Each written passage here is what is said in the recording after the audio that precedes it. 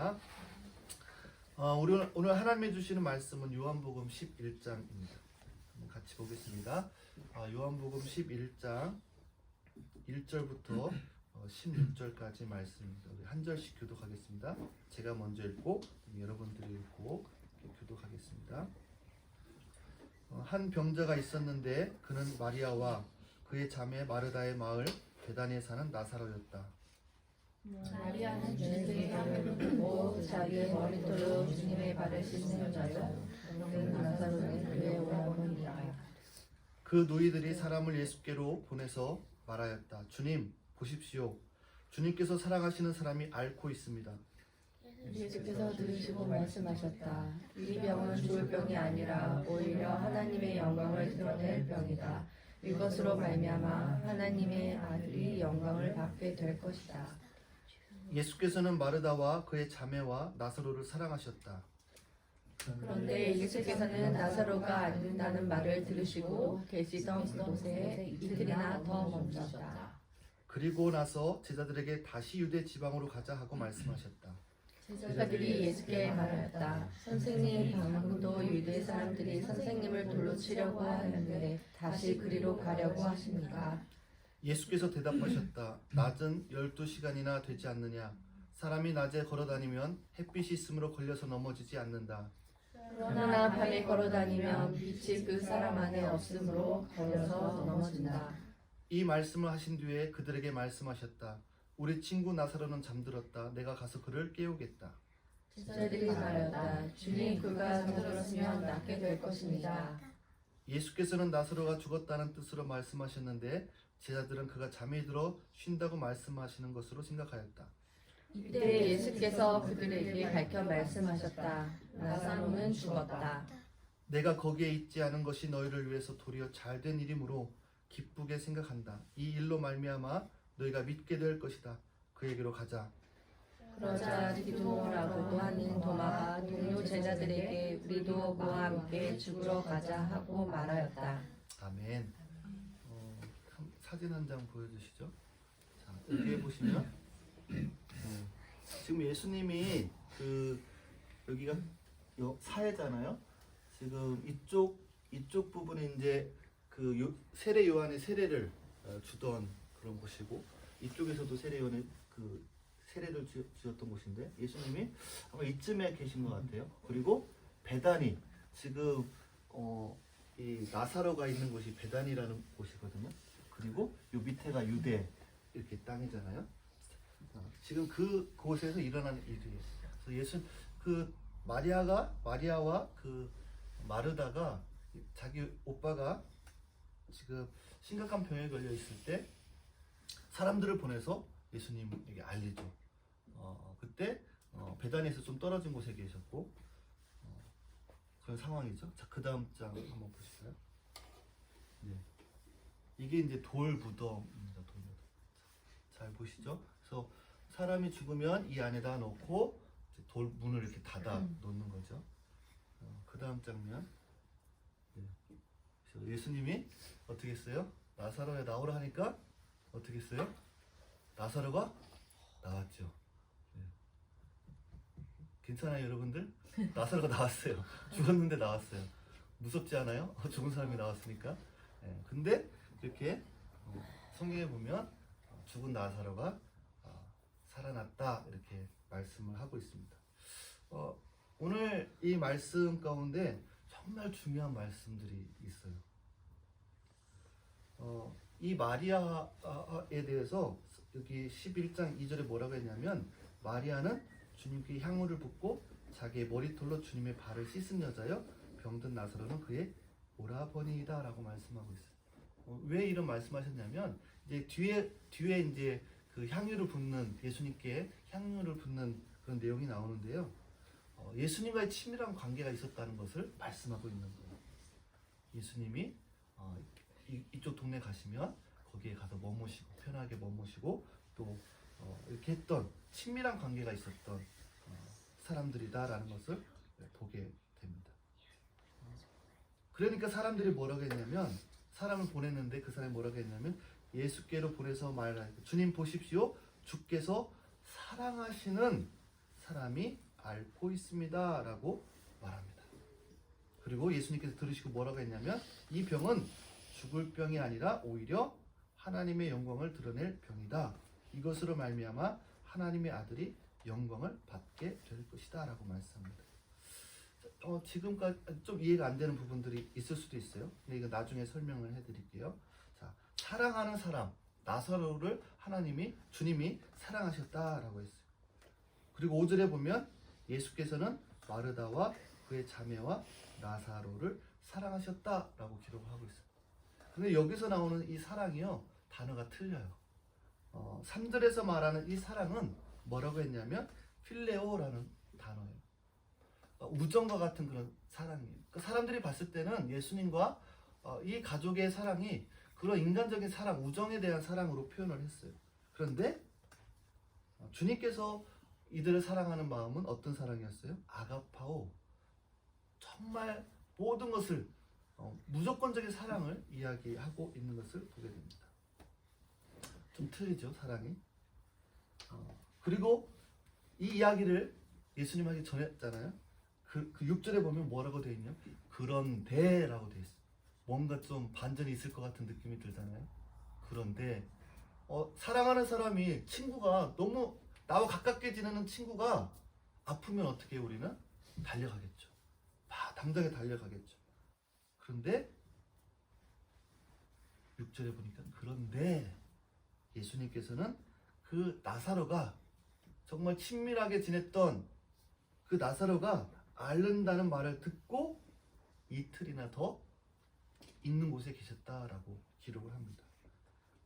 그 다음에 7절에도 뭐라고 했냐면 그리고 그런 데서 끝나지 않고 제자들에게 뭐라고 말씀하시면 베다니로 가지 않고 유대 땅으로 가자라고 말씀을 합니다. 근데 10장에서 있었던 이야기를 보면 10장에서 어떤 일이 있었냐면 유대 사람들에게 예수님이 돌에 맞을 뻔합니다. 거기 사람들이 죽이려고 했던 거예요. 그러니까 제자들이 선생님, 유대 사람들이 선생님을 돌로 치려고 했지 않습니까? 그 위험한 곳에 왜 가시려고 합니까? 라고 이야기를 합니다. 이 예수님도 이제 죽으러 가시는 그 길목에 있어요. 이제 뒤에 이제 11장 이후에 보면 예수님이 이제 십자가를 지기 위해서 예루살렘에 입성하시고 십자가를 지는 과정들이 나옵니다. 그래서 이 11장 말씀에 보면 이 나사로의 죽음과 예수님의 죽음이 비교가 됩니다. 이렇게 비교가 돼요. 그러면서 예수님 뭐라고 말씀하시냐면 낮에는 이렇게 환한 때는 우리가 걸어다녀도 햇빛이 있기 때문에 넘어지지 않는다라는 거예요. 근데 깜깜한 밤에는 햇빛이 없으면 어떻게 돼요? 우리가 넘어지겠죠. 깜깜할 때. 지금 그 말씀을 하시는 거예요. 그러면서 왜 넘어지냐? 빛이 없기 때문에 넘어진다라고 말씀하셨어요. 우리가 이 땅에 살면서 실족하는 이유가 뭐예요? 빛이 없기 때문에. 빛이 없으니까 넘어진다라고 주님은 말씀하시는 거예요. 그러면서 15절에 뭐라고 했냐면 내가 거기에 있지 않은 것이 너희를 위해서 도리어 잘된 일이므로 기쁘게 생각한다. 이 일로 말미암아 너희가 믿게 될 것이다 라고 말씀하십니다. 그런데요 여러분, 이 마르다, 마리아, 예수님의 제자들은 예수님을 믿던 사람들이에요. 그런데 주님이 이 일로 말미암아 너희들이 믿게 될 것이다 라고 말하고 있어요. 17절에 보면 나사로가 무덤 속에, 그러니까 예수님이 그 이야기를 들었을 때 나사로가 아직 살아 있었어요. 앓고 있었어요. 근데 지금 보니까 17절에 보니까 나사로가 죽었어요. 그래서 이 아까 돌무덤 봤죠? 그 무덤 속에 벌써 나흘이나 됐다라고 했어요. 예수님은 다 알고 있었던 거죠. 나사로가 앓고 있다는 걸 들으시고 또 나사로가 지금 죽었구나라는 것을 알고 계셨던 거예요. 베다니는 예루살렘에서 오리가 조금 넘는 가까운 곳이다라고 했어요. 한 1시간 정도 그렇게 걸어가면 갈 수 있는 거리였어요. 많은 사람들이 이 나사로가 죽음으로 인해서 와서 위로하고 그렇게 지금 같이 와 있는 상황입니다. 마르다라는 사람이 예수님이 오신다라는 이야기를 듣고 예수님을 찾아가서 얘기를 합니다. 뭐라고 했냐면 주님이 여기에 계셨더라면 내 오라버니가 죽지 아니하였을 것입니다. 라고 이야기합니다. 예수님이 이곳에 계셨다라고 한다면 무슨 말이에요? 예수님이 장소, 시간, 죽음에 제약을 받는 분이다라고 이야기하는 거죠. 예수님이 지금 이 나사로가 아플 때 여기 계셨더라면 죽지 않았을 텐데, 나을 텐데 여기에 계시지 않았고 그 시간에 여기 없었고 이 죽음을 예수님이 어떻게 하지 못했다라고 이야기를 하는 거예요. 그럼에도 불구하고 그날 뭐라고 했냐면 나는 주님께서 하나님께 구하시는 것은 무엇이나 하나님께서 다 이루어 주실 줄 믿습니다라고 이야기합니다. 그러니까 예수님이 뭐라고요? 내 오라버니가 살 것이다 라고 얘기합니다. 그러면서 이렇게 마르다가 말해요. 뭐라고 했냐면 마지막 날 부활 때에 그가 다시 살아날 것을 내가 압니다. 뭐예요? 부활신앙을 갖고 있었어요. 부활신앙이 뭐예요? 그때 마지막 때에 주님이 오시는 그날 살아날 것이다 라고 믿는 믿음이에요. 이것도 너무나도 훌륭한 믿음이죠. 예수님을 믿었고 또 예수님이 오시는 부활 그 마지막 때에 그 죽음의 마지막 때에 분명히 하나님이 다시 살려주실 거라는 믿음이 있었다라는 거예요. 그런데 주님이 뭐라고 말씀하시냐면요. 예수께서 마르다에게 말씀하셨다. 나는 부활이요 생명이니 나를 믿는 사람은 죽어도 살겠고. 무슨 말이에요? 현재를 말하는 거예요. 살아서 나를 믿는 사람은 영원히 죽지 아니할 것이다. 내가 이것을 믿느냐라고 말씀하시고. 우리가 신앙생활을 하면서요. 그래. 주님은 오시지. 그 마지막 날 우리는 다 부활할 거야. 예수 믿으면. 그러니까 견디고 참아야 돼. 라고 생각을 하는 거죠. 지금 현재 상황과 주님의 그 부활의 능력이 연결이 안 되는 거예요. 지금은 힘들어. 괴로워. 그래. 그러나 이것을 참고 견디면 나중에 주님이 오셔서 다시 회복시킬 거야. 라고 그런 믿음을 가지고 있는 거죠.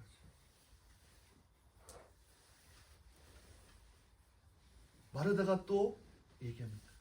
그렇게 얘기하니까 뭐라고 그래요? 마르다가 네 주님이 세상에 오실 그리스도시며 하나님의 아들이심을 내가 믿습니다 라고 고백을 합니다. 여러분 이런 고백이 쉽지 않아요. 내가 부활의 신앙 그 예수를 믿습니다라고 고백을 하고 또 예수님이 뭐라고 했어요? 지금 너가 현재 부활이요 생명이신 예수님을 믿으면 죽어도 살겠고 살아서 나를 믿으면 영원히 죽지 않을 것이다. 이걸 믿느냐? 믿는다라고 대답을 자신 있게 합니다.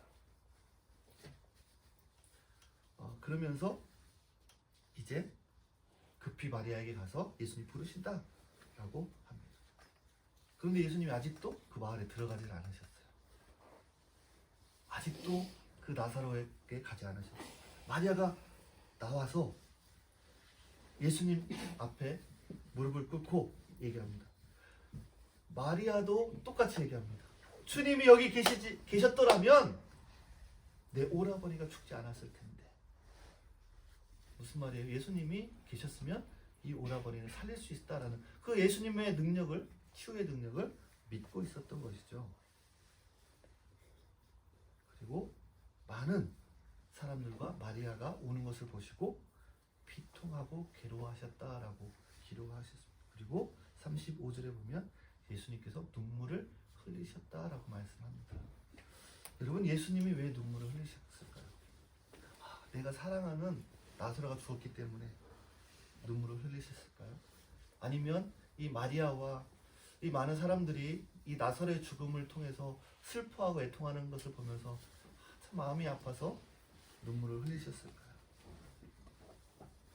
어떤 사람들은 그가 얼마나 나사로를 사랑하였는가 그 예수님이 눈물을 흘리시는 거 보고 정말 예수님이 그를 사랑하였구나 라고 말하는 사람도 있었다고 이야기를 합니다.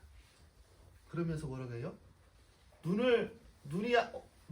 앞을 보지 못했던 사람을 눈을 뜨게 했던 분이 이 사람은 그냥 죽지 않게 하실 수 없었는가라고 이야기를 합니다. 그러면서 예수님이 그 나사로의 무덤 쪽으로 갑니다. 예수님이 뭐라고 했냐면 아까 돌 무덤 봤잖아요. 그 큰 돌을 옮겨놔라 그랬어요. 조세바 가서 좀 사람들이랑 옮겨놔, 저기 좀 열어놔. 그러니까 뭐라고 했냐면요, 주님, 죽은 지가 나흘이나 되어서 벌써 냄새가 납니다 라고 이야기합니다. 여러분, 입술로 뭐라고 했어요? 예수님은 부활의 하나님, 능력의 하나님, 분명히 살릴 수 있는 분이다 라고 고백을 다 했던 마르다였어요. 그런데 지금 예수님이 이 무덤의 문을 열어놔라 했더니 뭐라고 해요? 내가 죽은 지가 지금 나흘이나 돼서 벌써 냄새가 납니다 라고 이야기를 하는 거예요. 여러분, 우리가 입술로 믿음을 고백을 하는 거예요. 지금 이 마르다 마리아 다 예수를 믿는 사람이었고, 예수님이 마지막 날 부활하셔서 우리를 구원해 줄 거를 다 고백했던 사람들이에요. 그런데 막상 실생활에서, 삶 속에서 어떤 일이, 어려움이 이렇게 찾아왔을 때 뭐라고 그래요? 지금 죽은 지 나흘이나 됐다라는 거예요. 지금 벌써 끝났다라는 거죠. 아무 소용이 없다라는 거예요. 주님이 오시기 전에 다 죽었다라는 거예요. 무슨 희망이 있느냐라는 거예요. 소망이 없어요. 그런데 예수님께서 뭐라고 말씀하셨어요? 내가 믿으면 하나님의 영광을 보게 되리라고 내가 내게 말하지 않았느냐라고 말하는 거예요. 주님이 분명히 말씀을 했는데, 내가 믿는다고 했는데 여전히 39절에 보면 믿지 않고 있는 것을 보게 됩니다.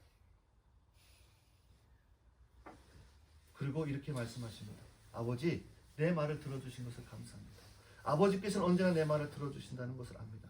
그런데도 이렇게 말씀을 드리는 것은 둘러선 무리를 위해서입니다. 그들로 하여금 아버지께서 나를 보내신 것을 믿게 하려는 것입니다. 하면서 뭐라고 했냐면, 뭐라고 했을까요? 나사로야! 어떻게 해요? 나오너라! 라고 주님이 말씀하셨어요. 그랬더니 죽었던 사람이 나온 거예요. 그리고 그를 풀어주어 가게 하라라고 말씀을 합니다. 여러분, 오늘 말씀을 통해서 주님이 뭐라고 말씀하시는 것 같아요? 우리가 정말 신앙생활 잘하는 것 같아요. 믿음의 고백도 해요. 주님을 찬양해요. 예배해요. 주님은 부활의 주님이세요. 마지막 날 분명히 오셔서 나를 구원해 주시고 회복시켜 주시고 우리도 같이 부활하실 거예요 라고 고백했던 사람들인데, 정말 예수님과 친밀하게 지냈던 사람들인데, 그들의 현장 속에서는 그것이 아무런 작용을 하지 않는 거예요. 그 죽음 앞에, 그 무덤 앞에 아무런 소용이 없었던 것을 보게 됩니다. 무덤에서 나오라 라고 주님이 말씀하셨어요. 우리 인간의 삶의 길은요, 정해져 있어요. 나사로의 무덤, 우리가 그냥 살면요 결국 어디로 가고 있어요? 무덤을 향해 가고 있는 거예요. 결국 죽어요. 누구나 다 죽어요. 그 무덤을 향해서 가고 있어요. 거기에는 소망이 없어요. 절망밖에 없어요.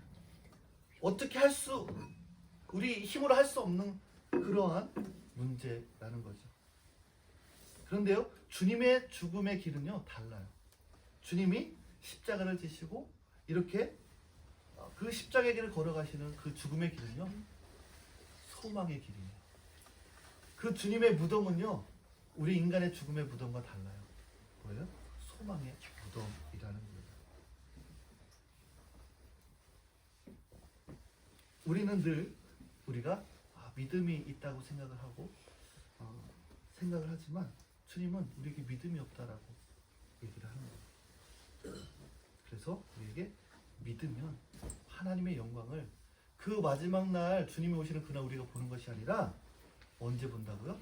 지금 내가 살고 있는 이 삶의 현장 속에서, 여러분의 가정 속에서, 내 삶 속에서 그 하나님의 영광을 볼 것이다 라고 말씀을 하고 있는 거예요.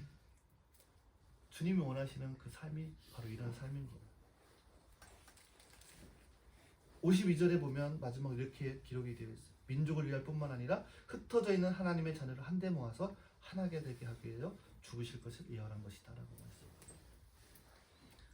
여러분, 예수님이 우리의 소망 되심을 믿으시기 바랍니다. 아주 오래된 기사인데 2000년도에 독일의 그 종교 간행문을 내는 독일의 그 신문사에 뭐라고 기록을 했냐면 2000년도 그 당시에 자칭 메시아 그리스도라고 하는 사람들이 1500명 이상이다 라고 기록을 하고 있어요. 그러니까 내가 메시아다 라고 하는 사람이 1500명 이상이었다라는 거예요. 유럽 또 아프리카 쪽에 많이 있다라고 기록을 하고 있는데 우리나라에도 있죠. 내가 메시아다라는 거예요. 내가 메시아, 내가 하나님이다라고 하는 사람들이 이 땅에 이렇게 많이 있어요. 근데 놀라운 것은 뭔지 아세요? 이 사람들을 따라가는 사람들이 많다라는 거예요. 거짓 메시아들을 따라가는 사람들이 세상에 너무 많다라는 거예요. 그럼 이 사람들만, 이 사람들은 보여지는 이 거짓 메시아를 따라가니까 이 사람들만 나쁜 사람이네 라고 할 수 있지만, 그러나 오늘 말씀해 보면요, 내가 믿는다고 하면서도 예수님을 믿지 않는 사람들이 너무 많다라는 거예요. 너무 급해요. 우리는 보면 아프니까 사람들을 보내서 예수님께 이야기하고 또 이 말을 듣고 말하면 급히 또 일어나서 예수님께 가면, 우리는 좀 뭔가 우리 삶 속에서 이런 문제들이, 이 어려운 문제들이 생기면 너무 급한 거예요. 예수님 빨리 와서 이것 좀 해결해 주세요. 왜 해결해 주지 않아요? 주님이 없어서 이게 다 끝장났어요. 이제 다 끝났어요. 주님 오셨으면 이게 좀 뭔가 잘 됐을 텐데 주님이 오시지 않아서, 주님이 나에게 개입해 주시지 않아서, 우리의 기도를 들어주시지 않아서 아니 다 끝났어요. 어떻게 해요?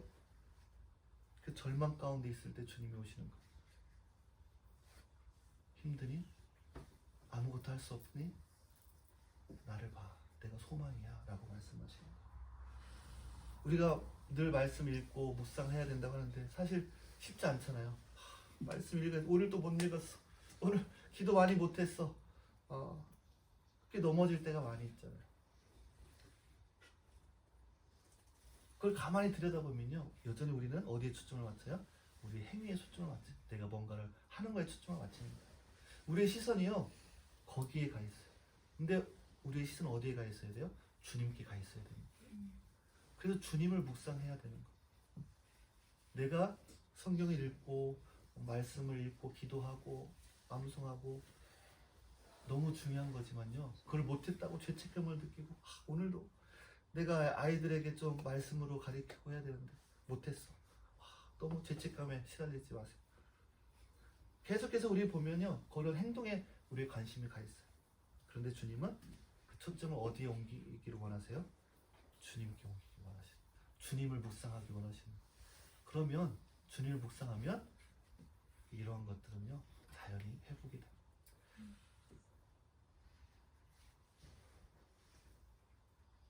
예수님께서는 오늘도 우리를 위해 눈물을 흘리십니다. 우리의 믿음 없음을, 우리의 연약함을 아시고 우리 안에서 성령으로 탄식하시며 우리를 위해서 기도하십니다. 주님을 바라보라. 우리의 소망은 오직 주님께 있음을 이야기합니다. 여러분, 이 무덤이 소망이 있을까요? 없어요. 그러나 주님이 함께 하시면 이 무덤이 소망이 되는 거예요. 여러분, 절망적인 상황에 있습니까? 정말 인간관계 때문에 또 여러 가지 내가 생각하는 것과 다른 삶의 모습들 속에서 이 무덤과 같은 절망 속에 있습니까? 오늘 말씀 속에서 주님이 말씀하시는 거예요. 주님을 바라보라는 거예요. 주님께 소망이 있다라고 말씀하시는 거예요. 그 주님을 오늘도 여러분 마음을 열어서 그 주님을 받아들이시고 그 주님의 그 따뜻한 손길을 경험할 수 있는 여러분 한 주간이 될 수 있도록 하기를 축복합니다. 같이 기도하겠습니다.